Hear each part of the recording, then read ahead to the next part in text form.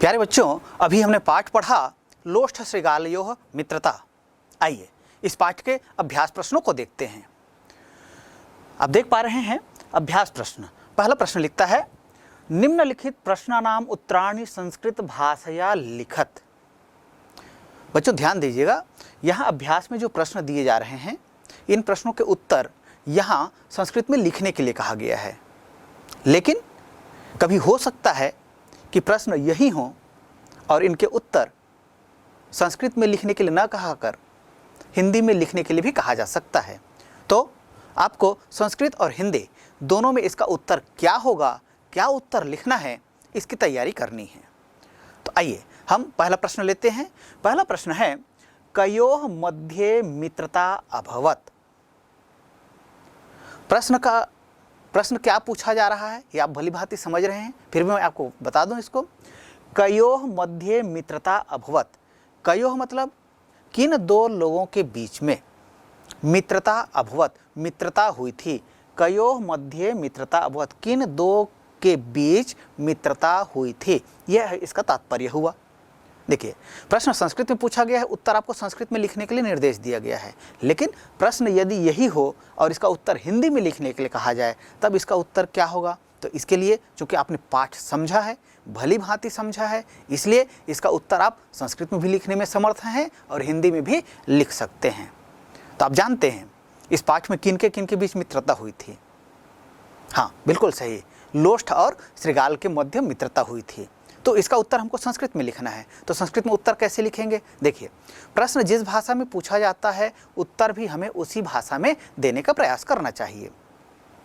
यहाँ लिखा है कयोः मध्ये मित्रता अभवत। तो कयोः जो कह रहे हैं, इसमें कौन सी विभक्ति लगी है आप देखिए। हम यहाँ देखते हैं, यहाँ पर षष्ठी विभक्ति का प्रयोग हुआ है। षष्ठी विभक्ति द्विवचन का प्रयोग हुआ है कि इसमें किम शब्द में, किम शब्द में षष्ठी विभक्ति द्विवचन का प्रयोग हुआ है। इसलिए अब जो उत्तर हम लिखेंगे उसमें भी क्या होना चाहिए, जो उत्तर होगा वह पद भी षष्ठी विभक्ति वाला होना चाहिए। षष्ठी विभक्ति द्विवचन का पद जो है इसका उत्तर बनेगा। तो पाठ में हमने देखा दो लोगों के बीच मित्रता हुई थी, वे दो हैं शृगाल और लोष्ठ। तो उत्तर होगा लोष्ठ शृगालयोः मध्ये मित्रता अभवत। दोनों को एक साथ जोड़ दीजिए, लोष्ठ शृगालयोः। ऐसा कहने से लोष्ठ भी हो गया और शृगाल भी हो गया। यदि इसका हमको समास विग्रह करना होगा इस पद का, तो आपको मैंने पहले कहा था, बताया था कि लोष्ठ शृगालयोः मित्रता। तो लोष्ठ शृगालयोः यह जो पद है यह सामासिक पद है। समास को अलग करें तो लोष्ठम च शृगालः च तयोः, ये इसका समास विग्रह होगा। षष्ठी तत्पुरुष समास का यहाँ प्रयोग हुआ है। तो प्रश्न हमारा समास का यहाँ नहीं है। प्रश्न यहाँ पर क्या पूछा गया है कि कयोः मध्ये मित्रता अभवत। उत्तर क्या होगा, लोष्ठ शृगालयोः मध्ये मित्रता अभवत। लोष्ठ और शृगाल अर्थात मिट्टी के ढेले और शृगाल के बीच मित्रता थी, ये हिंदी में इसका उत्तर होगा। तो इस तरह से आप संस्कृत में और हिंदी में दोनों में इसका उत्तर लिखने में समर्थ हो सकते हैं। आइए आगे बढ़ते हैं। अगला प्रश्न है, तडागे गत्वा शृगालः किम करोत।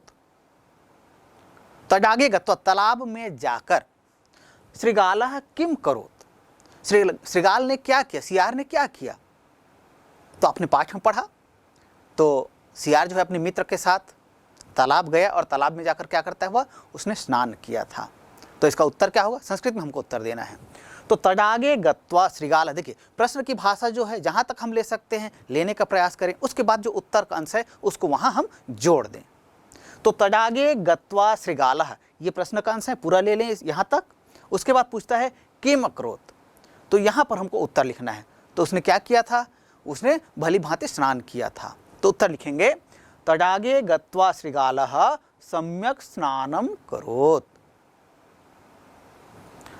तडाग में जाकर, तालाब में जाकर सियार ने भली भांति स्नान किया। तडागे गत्वा शृगालः सम्यक स्नानम अकरोत। ऐसा भी आप कर सकते हैं। दोनों को एक साथ जोड़ना चाहें तो स्नान मकरोत ऐसा कहेंगे, स्नान मकरोत, स्नान मकरोत। या अलग अलग करना चाहें अलग कर लीजिए, स्नानम अकरोत् ऐसा। तो तडागे गत्वा श्रीगालः सम्यक स्नानम अकरोत्, ये इस प्रश्न का उत्तर हुआ। तो तालाब में जाकर सियार ने भली भांति स्नान किया, ये हिंदी में उत्तर हुआ।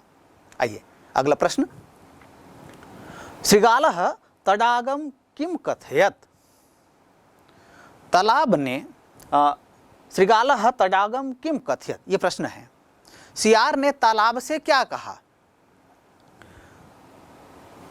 तो आपने देखा जैसे सियार जो है स्नान करके आता है बाहर, तब वो अपने मित्र लोष्ट मिट्टी के ढेले के ऊपर बार बार पानी छिड़क रहा था। पानी छिड़कने से उसका मित्र क्या हो गया, वो नष्ट हो गया, गल गया, वो बहकर पानी में समा गया।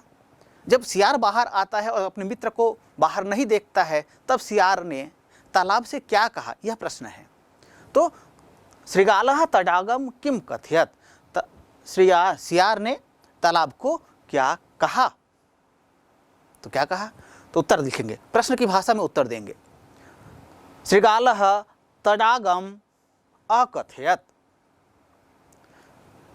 सियार ने तालाब से कहा, क्या कहा, जिस करके आगे लिखेंगे, मह्यम मम मित्रम देहि, मह्यम मुझे मेरा मित्र दे दो, अन्यथा मत्स्यम देहि, नहीं तो मछलियां दे दो, ऐसा सियार ने तालाब से कहा। तो हिंदी में उत्तर लिखेंगे इसका, सियार ने तालाब से कहा, मुझे मेरा मित्र दे दो, अन्यथा मछली दे दो। ये इस तरह से इसका संस्कृत और हिंदी दोनों में हम उत्तर लिख सकते हैं। आइए अगला प्रश्न, श्रीगालः मत्स्यम कुत्र संस्थापितवान, सियार ने मछली को कहाँ स्थापित किया, कहाँ रखा, यह इसका हिंदी में तात्पर्य हुआ प्रश्न का। उत्तर लिखेंगे, तो उत्तर में भी क्या करेंगे, प्रश्न की भाषा का उपयोग करते हुए हम उत्तर लिखेंगे।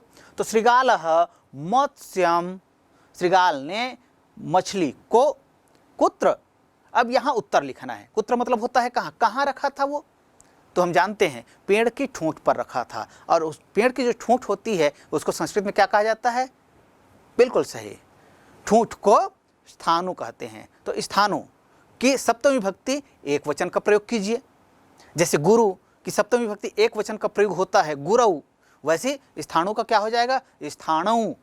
तो श्रीगालः मत्स्यम स्थाणु संस्थापितवान, सियार ने मछली को पेड़ की ठूंठ पर रखा, यह इसका हिंदी तात्पर्य हुआ। अगला प्रश्न, श्रीगालः स्थाणुम किमुवाच, सियार ने स्थानु को अर्थात पेड़ की ठूंठ को क्या कहा। पेड़ की ठूंठ पर वो मछलियों को रखा था, जब वापस वह सियार आया घूमकर, तब देखता है उस स्थानु पर अर्थात पेड़ की ठूंठ पर मछली नहीं थी। तब सियार ने उस पेड़ की ठूंठ से क्या कहा था, उसने कहा था क्या, कि मुझे मछली दो या लकड़ी दो, यही कहा था ना। हाँ, तो इन्हीं को क्या करना है, हमको संस्कृत में उत्तर लिखना है। तो उत्तर लिखेंगे, श्रीगालः स्थाणुम उवाच, सियार ने स्थाणु को कहा, पेड़ की ठूंठ को कहा। गैस करके आगे लिखेंगे, मह्यम मत्स्यम देहि, मुझको मछली दो, अन्यथा नहीं तो काष्ठम देहि, लकड़ी दो।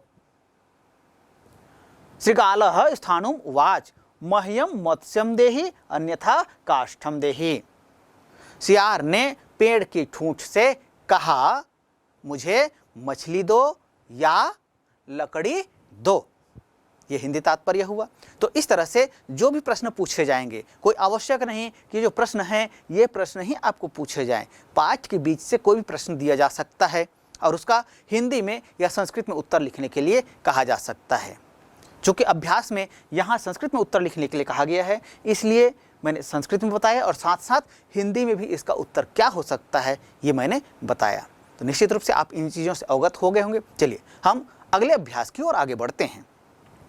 हमारा अगला अभ्यास है, निम्नलिखित प्रश्नानाम उत्तराणि हिंदी भाषया लिखत।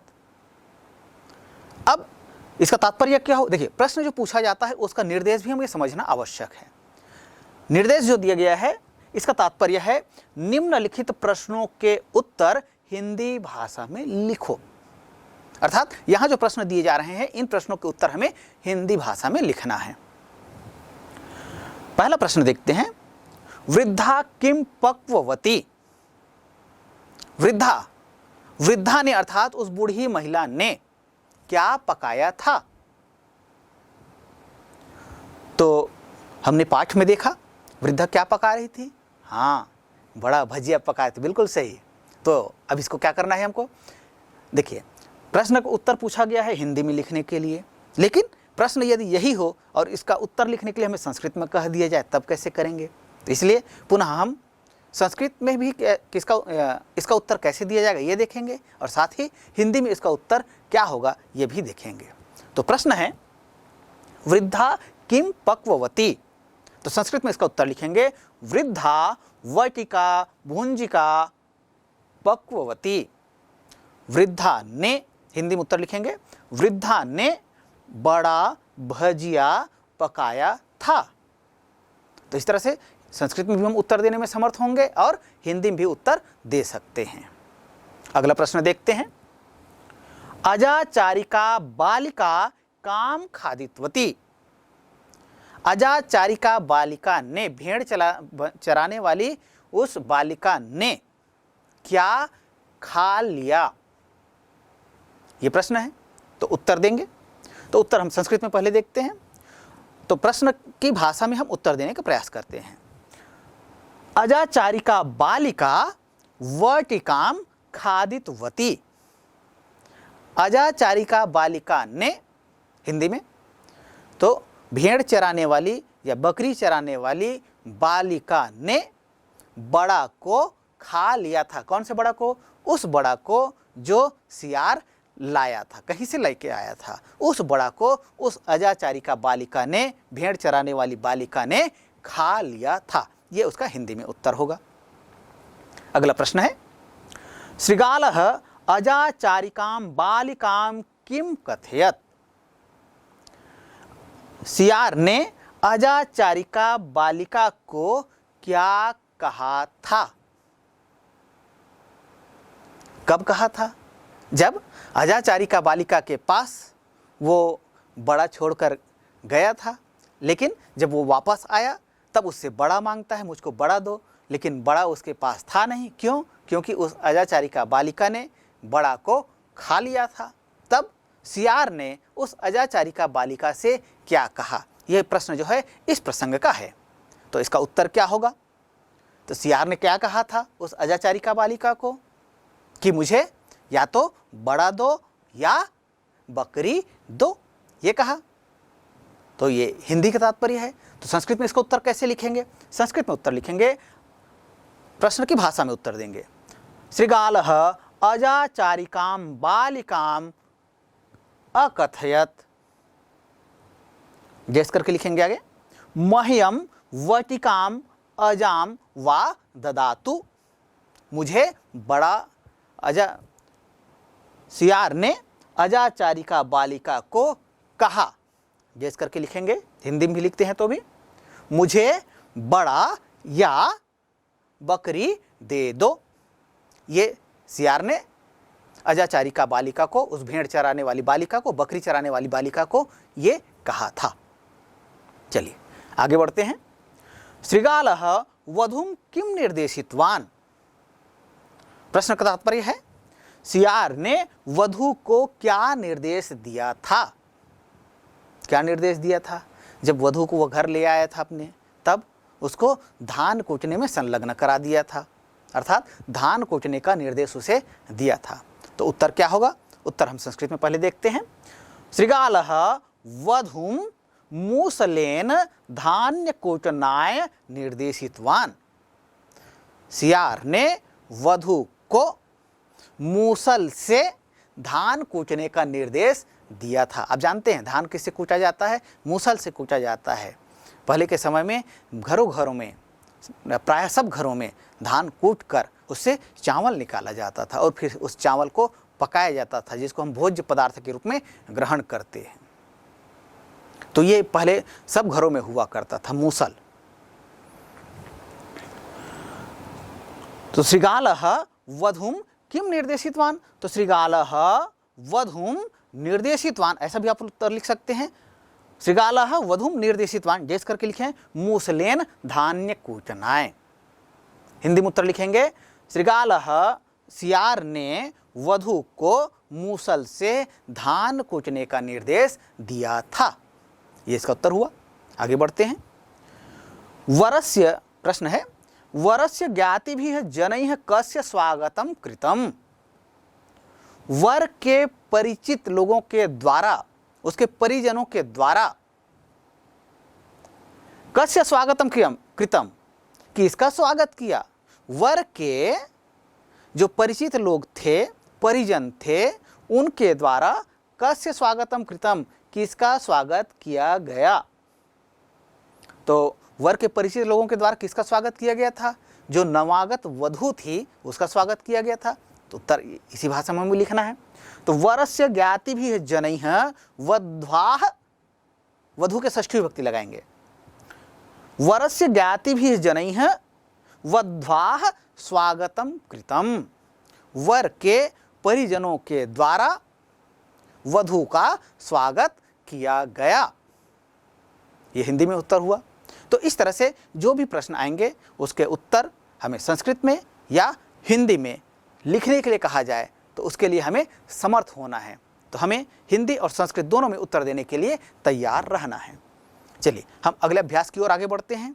अब देखते हैं विभिन्न परीक्षाओं में केवल इस तरह के प्रश्न नहीं पूछे जाते हैं, अपितु भिन्न भिन्न प्रकार के भी प्रश्न पूछे जाते हैं। जैसे कोई एक पंक्ति दे दिया जाए और उस पंक्ति में से किसी शब्द को वहाँ से हटा दिया जाए, गायब कर दिया जाए, लुप्त कर दिया जाए और कहा जाए कि हाँ यहाँ पर क्या शब्द आएगा, इसकी आप पूर्ति कीजिए, अर्थात रिक्त स्थानों की पूर्ति कीजिए। लेकिन संस्कृत में जब प्रश्न पूछा जाएगा तो निर्देश भी प्रायः संस्कृत में दिया जाता है।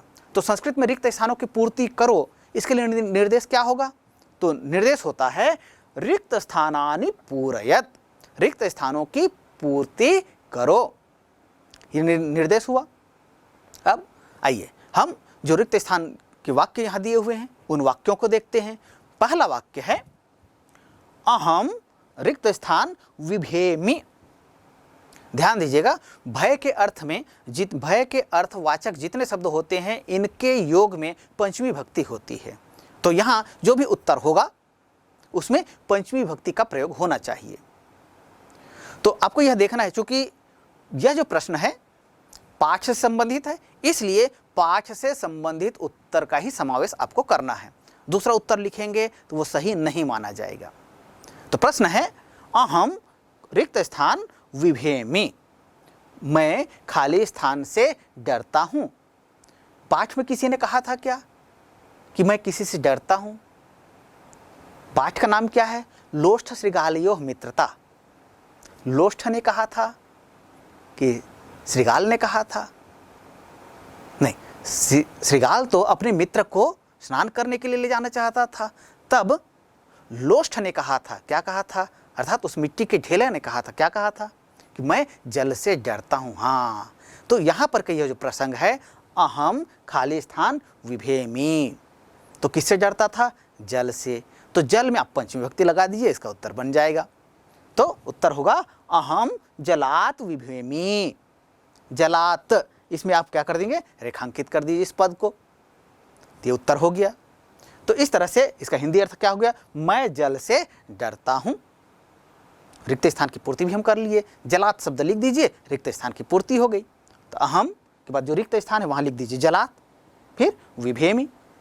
विभेमि मतलब डरता हूं, डर अर्थ में है, भय अर्थ में है। तो भय अर्थ वाले जितने वाचक शब्द होते हैं उनके योग में पंचमी विभक्ति का प्रयोग होता है। तो जल में हमने पंचमी विभक्ति का प्रयोग कर दिया और उस शब्द को यहाँ लिख दिया। तो इस तरह से हम पहले रिक्त स्थान की पूर्ति करने में समर्थ हो गए।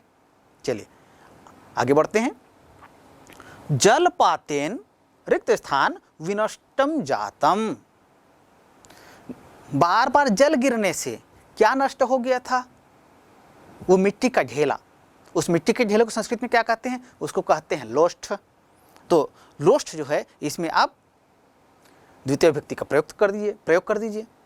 तो जलपातेन लोष्ठम विनष्टम जातम, बार बार जल गिरने से या जल गिरने से या जल के कारण लोष्ठ मिट्टी का ढेला विनष्ट हो गया अर्थात गल गया था। तो जलपातेन रेखांक जो रिक्त स्थान है वहां शब्द आएगा लोष्ठम विनष्टम जातम, जल गिरने से जल में गीला होने के कारण मिट्टी का ढेला नष्ट हो गया। ये हिंदी में इसका तात्पर्य हुआ। आगे बढ़ते हैं। काष्ठम स्थाप्य रिक्त स्थान गतः, काष्ठम स्थाप्य लकड़ी पर रखकर, काष्ठम स्थाप्य लकड़ी को रखकर, रिक्त स्थान गतः, कह गतः, श्रीगालः गतः, कुत्र गतः, भ्रमणार्थम गतः। तो काष्ठम स्थाप्य भ्रमणार्थम गतः। चलिए आगे बढ़ते हैं। अगला रिक्त स्थान है काष्ठम स्थाप्य रिक्त स्थान गतः। ये वाक्य है। अब रिक्त स्थान की पूर्ति करनी है हम।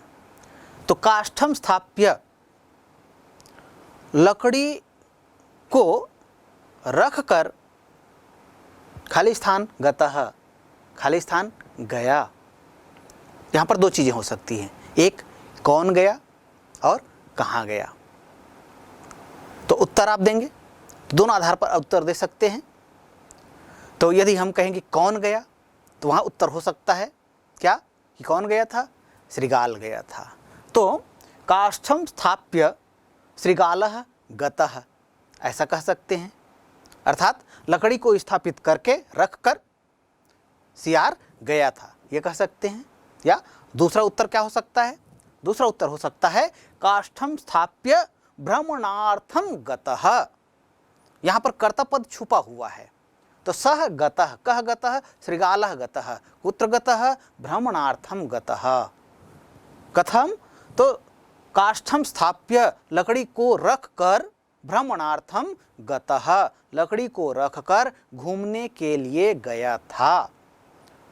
श्रीगालः काष्ठम स्थाप्य भ्रमणार्थम गतः, ऐसा एक पूरा वाक्य हो सकता है। लेकिन यहाँ पर चूंकि कर्ता पद को नहीं दिया गया है, इसलिए आप उत्तर में कर्ता पद को भी ले सकते हैं, या कर्ता पद को आप नहीं लेते हैं तब की स्थिति में वो आपको यह देना होगा उत्तर कि वो कहाँ गया था और किस लिए गया था। तो उत्तर होगा काष्ठम स्थाप्य भ्रमणार्थम गतः, या दूसरा उत्तर हो सकता है काष्ठम स्थाप्य श्रीगालः गतः। चलिए आगे बढ़ते हैं। स्ववटिकाम रिक्त स्थान बालिकायै दत्तवान। स्ववटिकाम अपनी वटिका को, अर्थात वटिका मतलब अपने बड़ा को, रिक्त स्थान बालिकायै दत्तवान बालिका के लिए दिया था। अपने बड़ा को रिक्त स्थान बालिका के लिए दिया था। प्रसंग कहाँ का है, सियार बड़ा लेकर आया था उस वृद्धा महिला से, और उसको किसको दिया था, उस अजाचारिका बालिका को दिया था। अर्थात भेड़ चराने वाली जो बालिका थी उस बालिका को उसने बड़ा को दिया था। तो ये प्रश्न जो है वहाँ का है। तो आइए इसका उत्तर क्या होगा देखते हैं। तो स्ववटिकाम, वो बालिका थी, बालिका को कैसी थी, वो भेड़ बकरी चराने वाली थी, इसलिए उसको अजाचारिका कहा गया। तो बालिका यही, किस बालिका के लिए, तो बालिका में यहाँ चतुर्थी विभक्ति का प्रयोग हुआ है। बालिका यही, बालिकाभ्याम बालिकाभ्यः, बालिका यही बालिकाभ्याम बालिकेभ्यः। तो यहाँ ये चतुर्थी विभक्ति का प्रयोग हुआ है, चतुर्थी विभक्ति एक वचन का, इसलिए उसका जो देखिए जब विशेषण विभक्ति लगा हो तो विशेष्य में भी विभक्ति का प्रयोग, उसी विभक्ति का प्रयोग होगा। तो बालिका, बालिका क्या करती थी, वो अजाचारिका थी, अर्थात भेड़ बकरी चराने वाली थी। तो बालिका में चतुर्थी विभक्ति का प्रयोग हुआ है, इसलिए अजाचारिका जो शब्द है इसमें भी हमें चतुर्थी विभक्ति का प्रयोग करना होगा। तो इस तरह से हम इसका उत्तर लिखेंगे। तो उत्तर होगा स्ववटिकाम अजाचारिकायै बालिकायै दत्तवान, अपने बड़ा को भेड़ चराने वाली बालिका को दिया था। ये हिंदी में तात्पर्य हुआ इसका। आइए आगे बढ़ते हैं। ताम अजाम कह नीतवान, उस भेड़ को, बकरी को, कह कौन, ताम अजाम कह रिक्त स्थान, यह रिक्त स्थान की पूर्ति करना है। तो ताम मतलब उस, अजाम मतलब बकरी को, कह मतलब कौन, इसके बाद खाली स्थान है, रिक्त स्थान है, इसकी पूर्ति करना है। तो प्रश्न पूछा जा रहा है यहाँ पर, उस भेड़ को या उस बकरी को कौन ले गया। तो ले गया के लिए नीतवान, नी धातु होता है, इसका प्रयोग करेंगे। नी मतलब ले जाना, तो उससे शब्द बनाएंगे, उसका भूतकाल रूप लेना है हमको। तो भूतकाल रूप बनाने के लिए हमको क्या करना पड़ेगा, या तो हमें लकार में जाना पड़ेगा या कृदंत का प्रयोग करेंगे। तो कृदंत में अक्तवतु प्रत्यय होता है, इसका प्रयोग करेंगे। तो नी धन अक्तवतु प्रत्यय, इस प्रकार से क्या शब्द बनेगा, नीतवान। तो ताम अजाम कह नीतवान, और इस तरह से अंत में प्रश्नवाचक चिन्ह का प्रयोग करेंगे। क्यों? क्योंकि यह प्रश्नवाचक वाक्य बन गया। तो ताम अजाम कह नीतवान, उस बकरी को कौन ले गया, इस तरह से ये पूरा वाक्य हुआ। तो इस तरह से हम कुछ वाक्य हैं जिनका रिक्त स्थानों की पूर्ति कैसे कर सकते हैं, ये हमने अभी देखा। चलिए हम अगले अभ्यास की ओर आगे बढ़ते हैं। हमारा अगला अभ्यास है संधि विच्छेदम कुरुत। ध्यान दीजिएगा, जब हम संधि की बात करते हैं या व्याकरणिक तत्वों की बात करते हैं तो व्याकरण के अंशों को हम पृथक से पढ़ें या पृथक से पढ़ाएं, ये आवश्यक नहीं, क्योंकि हम जिन अंशों को पढ़ रहे हैं वह बहुत से व्याकरणिक अंश आते हैं। पाठ में भी हमने देखा बहुत से शब्द हैं जिनमें संधि का प्रयोग हुआ है, अर्थात वे संधि पद हैं। तो उन संधि पदों को हमें अलग करना आना चाहिए। इसी तरह सामासिक पद हैं, उनको अलग करना आना चाहिए। कोई शब्द दिया गया है तो उसके शब्द के रूप को हमको पहचानना आना चाहिए। धातु रूप दिया हुआ है तो उस धातु रूप को पहचानना आना चाहिए। अव्यय पदों को पहचानना आना चाहिए। तो यहाँ पर हमारा प्रश्न है अभ्यास में, वो है संधि विच्छेदम कुरुत, अर्थात यहाँ जो पद दिए गए हैं उनके हमें संधि विच्छेद करना है। तो आइए देखते हैं। पहला पद है, पहला शब्द आया हमारे पास न्यवर्तयत। अब इसको क्या करना है हमें, यहाँ अर्थ नहीं पूछा जा रहा है, यहाँ इसको करना है हमको संधि विच्छेद करना है। तो संधि विच्छेद हम करेंगे तो देखते हैं निधन अवर्तयत। न्यवर्तयत का संधि विच्छेद क्या होगा, निधन अवर्तयत। ये संधि विच्छेद हो गया। यहाँ संधि का नाम नहीं पूछा गया, लेकिन यदि किसी परीक्षा में संधि का नाम भी पूछ दिया तब क्या नाम होगा यहाँ। तो आप जानते हैं यण स्वर संधि के विषय में इको यणचि एक सूत्र है, उस सूत्र के अनुसार ई को य हो जाता है। तो निधन अवर्तयत, यहाँ पर यण स्वर संधि हुआ, ई के आगे अ आया तो ई और अ दोनों का योग होने पर ई जो है य में परिवर्तित हो गया। यण स्वर संधि का नियम आप जानते हैं,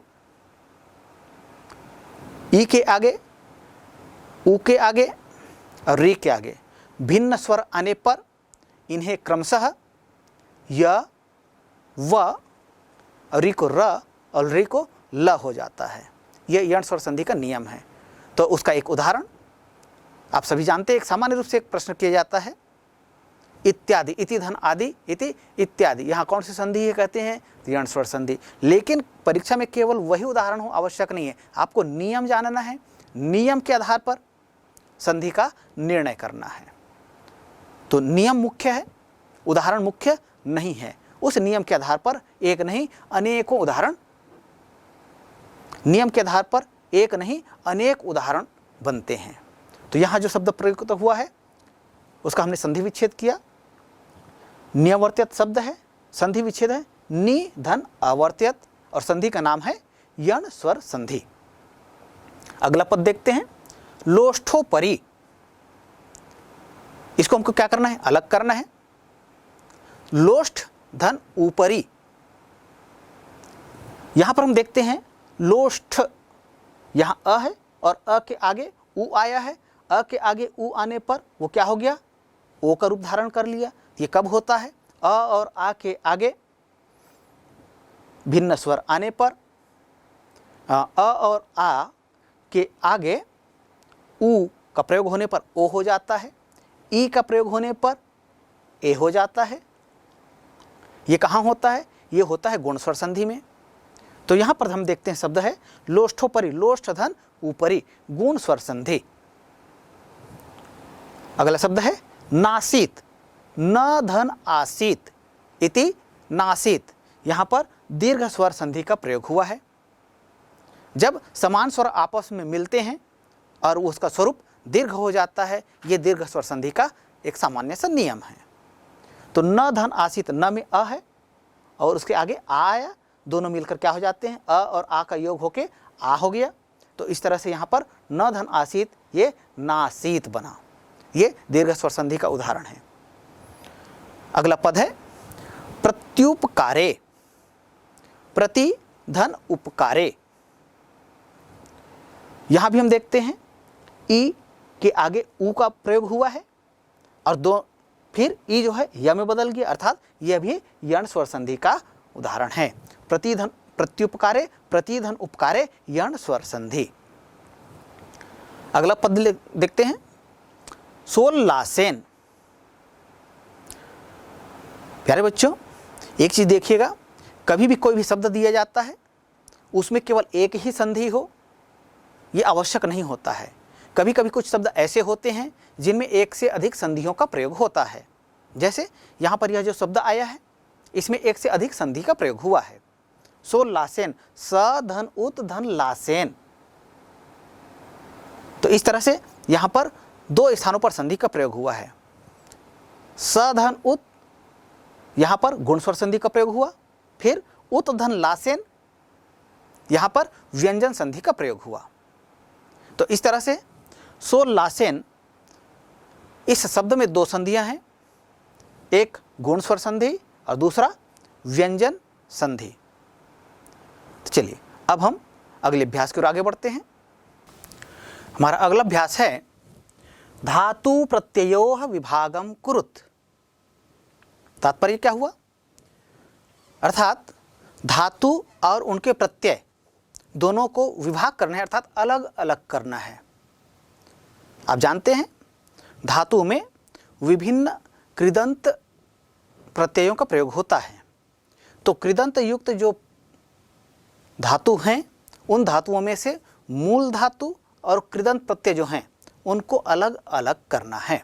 इसलिए लिखा है धातु प्रत्ययोः विभागम कुरुत। धातु और प्रत्यय दोनों को विभाग करना है, अर्थात अलग करना है, पृथक करना है।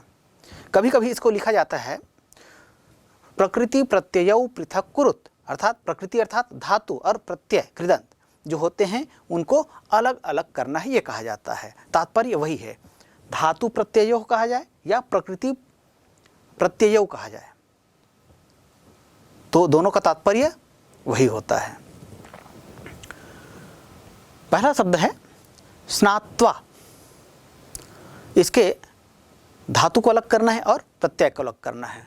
तो स्नात्वा जो शब्द बना है यह जो है वह स्ना धातु और त्वा प्रत्यय के योग से बना है। जब त्वा प्रत्यय का प्रयोग किया जाता है तो उसमें अधक का जो है इसका लोप हो जाता है और त्वा शेष बचता है। तो स्ना धन त्वा बराबर स्नात्वा। अगला शब्द है गंतुम। गम धन तुमुन। गम अर्थात जाना और तुमुन प्रत्यय के लिए अर्थ में भी प्रयुक्त होता है। तुमुन प्रत्यय का जो प्रयोग किसी धातु के साथ किया जाता है तब उसमें से तुम शेष बचता है और उ न, ये दोनों क्या हो जाता है, लोप हो जाता है। तो गम धातु के साथ तुमुन प्रत्यय का योग हुआ और इस तरह से शब्द बनता है गन तुम। गम का म जो है वो न में परिवर्तित हो गया यहां। अगला शब्द है संस्थाप्य। देखिए यहाँ पर स्था धातु है और ल्यप प्रत्यय है। ल्यप प्रत्यय एक ऐसा प्रत्यय है जिसका प्रयोग जब किसी धातु के साथ किया जाता है तब यह अपने साथ उपसर्ग भी साथ लेकर आता है। और आप जानते हैं किसी भी शब्द या धातु में उपसर्ग का योग शब्द या धातु के पहले होता है और प्रत्यय का योग जो है बाद में होता है। तो ल्यप प्रत्यय का जब प्रयोग होता है तो ल्यप तो शब्द के पीछे जाकर जुड़ता है, लेकिन वो अपने साथ उपसर्ग लेकर आता है और वह उपसर्ग जो है किसी शब्द या धातु के सामने जोड़ता है। अर्थात उस शब्द या धातु जब हम ल्यप प्रत्यय की बात करते हैं तो ये धातु कृदंत प्रत्यय है और कृदंत प्रत्यय का योग जो है धातु के साथ होता है। इसलिए ल्यप प्रत्यय का योग जब धातु के साथ होता है तो उस धातु के पहले उपसर्ग भी आकर जुड़ जाता है। तो इस तरह से यहाँ यह जो शब्द आया है संस्थाप्य, तो स्था धातु है और ल्यप प्रत्यय है, लेकिन ये अपने साथ सम उपसर्ग लेकर आता है।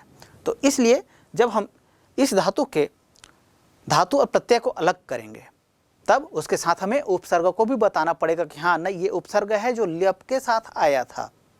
तो यहाँ आप देखते हैं सम उपसर्ग है, स्था धातु है और ल्यप प्रत्यय है। तो इस तरह से इसको अलग करेंगे, सम धन स्था धन ल्यप इति संस्थाप्य। अगला शब्द है गतः। गम धातु अक्त प्रत्यय। अक्त प्रत्यय का प्रयोग भूतकालिक क्रिया का रूप बनाने के लिए किया जाता है और इसका प्रयोग तीनों लिंगों में होता है, पुल्लिंग, नपुंसक लिंग और स्त्रीलिंग में। यहाँ पर जो रूप प्रयुक्त हुआ है गतः, यह पुल्लिंग का रूप है। यदि स्त्रीलिंग होता तब इसका रूप क्या होता?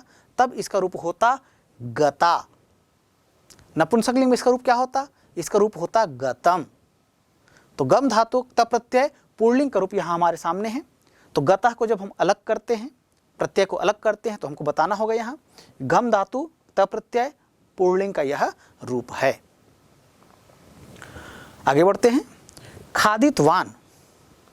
खाद धातु है और अक्तवत प्रत्यय का यहाँ प्रयोग हुआ है। यह भी पुल्लिंग का रूप है। त और तवत प्रत्यय दोनों का प्रयोग जब किसी धातु में किया जाता है तो उससे बने हुए जो शब्द होते हैं उसके रूप तीनों लिंगों में बनते हैं और ये शब्द होते हैं और इसके शब्द के रूप चलते हैं। तो यहाँ जो शब्द बना है खादितवान, यह पुल्लिंग का शब्द है। खाद धातु त्वत प्रत्यय खादितवान। जैसे पुल्लिंग है तो पुल्लिंग में इसके जैसे शब्द रूप बनेगा, क्या बनेगा? खादितवान, खादितवन्तौ, खादितवन्तः। इस तरह से इसके रूप बनेंगे। खैर, अब यहाँ रूप बनाने के लिए नहीं कहा गया है, जितना काम कहा गया उतना करते हैं। तो खादितवान, खाद धातु धन अक्तवतु प्रत्यय। आगे बढ़ते हैं। निर्मितवती। यहाँ निर उपसर्ग है, मा धातु है और अक्तवतु प्रत्यय का प्रयोग हुआ है। तो इस तरह से निर धन मा धन अक्तवतु इति निर्मितवती, यह स्त्रीलिंग वाचक शब्द बना।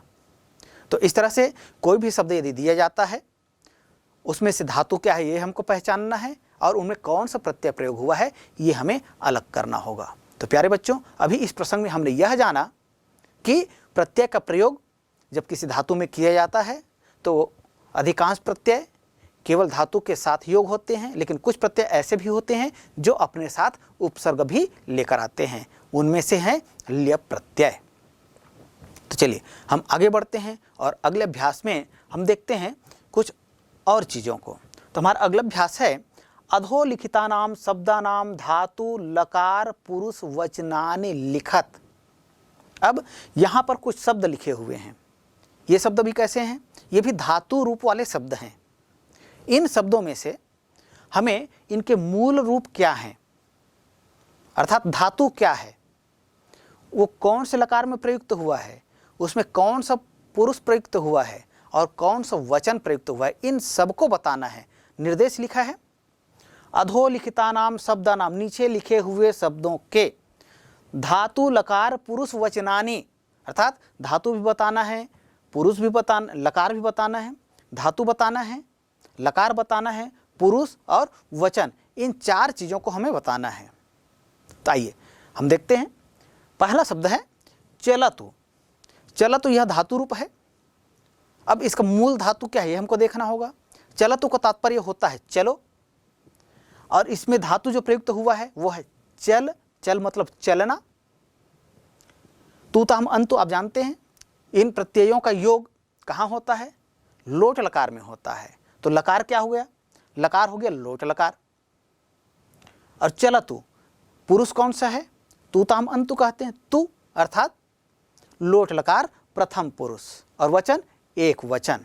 तो इस तरह से चलतु शब्द को हमने पहचान लिया कि इसका चल जो है मूल धातु है, लोट लकार यहाँ प्रयुक्त हुआ है, प्रथम पुरुष और एक वचन का यह रूप है चलतु। तो इस तरह से आप देखिए एक छोटा सा शब्द है चलतु, लेकिन इसके किस तरह से विभाग किए जा सकते हैं, इन सभी विभागों को हमको पहचानना है और तब ये शब्द को हम पहचान पाएंगे और उसके सही अर्थ तक पहुंच सकते हैं। शब्द का सही सही विश्लेषण हम कर पाएंगे। तो आइए इसी तरह से और अन्य शब्दों को हम देखते हैं। अगला शब्द आया आगच्छावः। ये शब्द कैसे बना? देखिए गम जो है धातु है, लेकिन इसमें आ उपसर्ग का प्रयोग हुआ है। आ धन गम ये धातु हम बताएंगे। गम धातु है और उसमें आ का योग हुआ है, इसलिए आ धन गम इति आगम। तो आ धन अलग अलग ही बताना है आपको। आ धन गम ये मूल रूप है इसका अर्थात धातु। फिर लकार क्या है? लकार है यहाँ लट लकार, पुरुष उत्तम पुरुष और वचन द्विवचन। प्रयोग कहाँ और कैसे होता है? आगच्छामि, आगच्छावः, आगच्छामः। तो उत्तम पुरुष द्विवचन का यह रूप है किसमें? लट लकार में। तो धातु क्या बताया आपको? आ धन गम। तो आ धन गम इसका धातु हो गया, लट लकार का प्रयोग है, उत्तम पुरुष और द्विवचन। आगे बढ़ते हैं। बिभेमि यह शब्द है, इसका मूल धातु है भी, भय अर्थ में, और लकार है लट लकार वर्तमान काल। उत्तम पुरुष का प्रयोग हुआ है यहाँ और यह एक वचन है इसमें। किसमें? बिभेमि में। इसका रूप कैसे बनता है? भी धातु लट लकार उत्तम पुरुष रूप आप जानते हैं। इसका रूप बनता है बिभेमि, बिभेमि विभीवः विभीमः, ये इसका रूप बनता है। तो यहाँ जो शब्द दिया है बिभेमि, ये कहाँ है? ये उत्तम पुरुष एक वचन और लट लकार का यह रूप है। भी मूल धातु है। तो बिभेमि भी मूल धातु, लट लकार, उत्तम पुरुष, एक वचन का यह रूप है। इस तरह से हम इसकी पहचान करेंगे। आगे बढ़ते हैं। अगला शब्द है करिष्यामि। धातु है इसका क्रि। क्रि मतलब होता है करना। करिष्यामि मतलब करूंगा, मैं करूंगा, ये इसका तात्पर्य है। अहम करिष्यामि ऐसा कहते हैं ना। तो करिष्यामि क्रि जो है क्या है? मूल धातु है, लकार लिट लकार है भविष्यत काल, पुरुष उत्तम पुरुष और वचन एक वचन। करिष्यामि। शक्नोषि यह शब्द है, इसका धातु है शक, समर्थ अर्थ पे है यह। लट लकार का प्रयोग हुआ है, मध्यम पुरुष एक वचन का रूप है।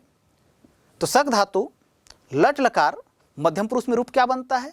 मध्यम पुरुष में इसका रूप बनता है शक्नोषि, शक्नूथः, शक्नूथ। सी था आप जानते हैं। तो सी का यहाँ प्रयोग हुआ है अर्थात लट लकार मध्यम पुरुष एक वचन का यह रूप है। तो शक धातु है, लट लकार है, मध्यम पुरुष एक वचन का यहाँ प्रयोग हुआ है। अवदत्। अवदत् मतलब अवदत् का तात्पर्य होता है बोला था। भूतकाल का रूप है, भूतकाल अर्थात लंग लकार। धातु क्या है? धातु है वद। वद मतलब बोलना, लंग लकार प्रथम पुरुष एक वचन। तो इस तरह से हम लंग अवदत् जो शब्द है इसको हम पहचान सकते हैं। इसी तरह से जितने भी धातु रूप होंगे उन सभी को इसी तरह से उनके मूल धातु क्या हैं, उनमें कौन से लकार का प्रयोग हुआ है, कौन से पुरुष का प्रयोग हुआ है और कौन से वचन का प्रयोग हुआ है, इसको यदि हम भली भांति जान पाएंगे तब निश्चित रूप से उसका जो मूल अर्थ है, सही अर्थ है, उस तक भी हम पहुंच पाएंगे और इस तरह से हम अपने संस्कृत को समर्थ बना सकेंगे। आइए आगे बढ़ते हैं अगले अभ्यास की ओर। हमारा अगला अभ्यास है अधोलिखित पदानाम मूल शब्द विभक्ति वचनानि लिखत। नीचे लिखे हुए पदों के क्या पहचानना है, मूल शब्द पहचानना है, विभक्ति पहचानना है और वचन पहचानना है। 3 चीज़ें पहचान करनी है। अर्थात जो शब्द दिए गए हैं उन शब्दों के मूल शब्द क्या है ये पहचानना है, उन शब्दों में कौन सी विभक्ति लगी ये पहचानना है और उनमें कौन से वचन का प्रयोग हुआ है यह पहचानना है। तो शब्द हैं तडागात। तडागात शब्द कैसे बना, मूल शब्द है तडाग, तडाग मतलब तालाब। विभक्ति देखते हैं, विभक्ति का प्रयोग हुआ यहां पर पंचमी विभक्ति और वचन एक वचन। तात्पर्य होता है तालाब से, तडागात। तो तडागात यह शब्द है पंचमी, इसका अर्थ होता है तालाब से। मूल शब्द है तडाग, पंचमी विभक्ति का प्रयोग हुआ है और एक वचन का प्रयोग इस शब्द में हुआ है। तो इस तरह से तडागात शब्द के मूल शब्द, विभक्ति और वचन की हम पहचान कर सकते हैं। आगे बढ़ते हैं। ज्वरेन,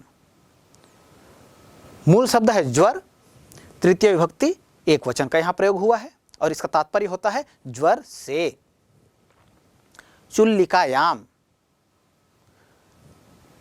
इसका तात्पर्य होता है चुल्लिका में।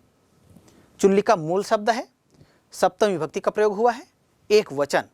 तो चुल्लिकायाम, चुल्लिका मूल शब्द, सप्तमी विभक्ति एक वचन।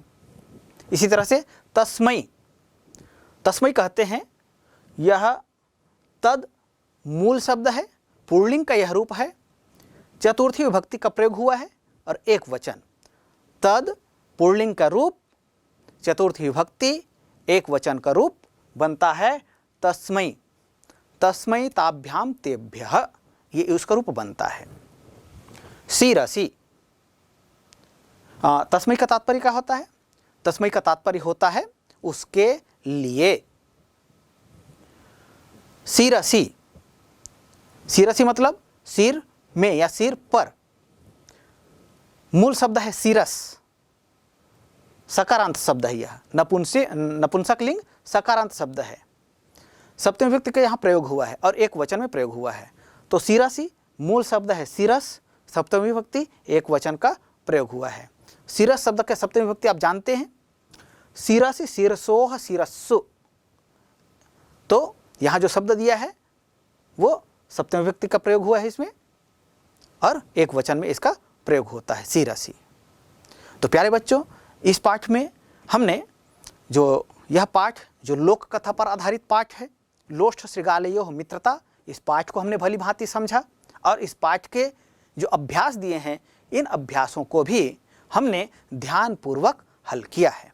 अब इस तरह से इस पाठ के संबंध में हमारी समझ पूरी तरह विकसित हो गई है और अब निश्चित रूप से ऐसी ही किसी दूसरी लोक कथा जो है उसका आप संस्कृत में अनुवाद भी कर सकते हैं, उसका भावार्थ भी आप समझ सकते हैं और साथ ही साथ उस पाठ में या कहें कि इस पाठ में जितने व्याकरणिक तत्व आए हैं इन व्याकरणिक तत्वों का भी हमने भली भांति अध्ययन किया है।